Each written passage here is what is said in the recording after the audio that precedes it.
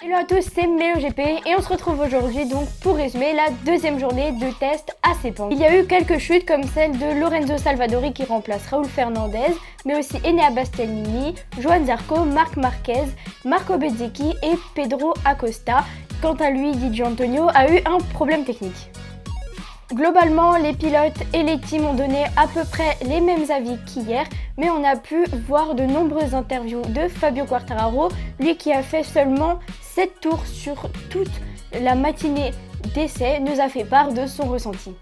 Tout d'abord, on a pu observer que Fabio avait un très bon rythme et a surtout effectué la meilleure vitesse de pointe en 338,5 km/h, ce qui est déjà une très belle évolution pour Yamaha. Malgré ses nouveaux points positifs, il a déclaré qu'il n'arrivait pas à gérer un pneu neuf comparé à tous les autres pilotes, ce qui peut le mettre en difficulté face aux autres du plateau. Les pilotes Yamaha ont testé un nouveau squatting device, mais d'après Fabio, ça ne l'a pas vraiment aidé, notamment dans les virages. Ça l'a parfois même mis plus en difficulté qu'autre chose. Ça peut être un atout pour les départs, mais malheureusement, suite à différents problèmes, il n'a pas pu bien l'exploiter. Revenons sur quelque chose d'un peu plus positif. Fabio a déclaré qu'il est très heureux d'avoir Alex Rins comme coéquipier. C'est un très bon coéquipier avec qui il communique bien et où Yamaha récupère des bonnes données. Tous deux voient l'évolution de Yamaha par rapport à l'année dernière et en sont assez satisfaits. D'ailleurs, Yamaha a trouvé un nouveau package aérodynamique qui semble le meilleur et ils l'utiliseront donc pour le début de saison et voir après s'ils le garderont ou non.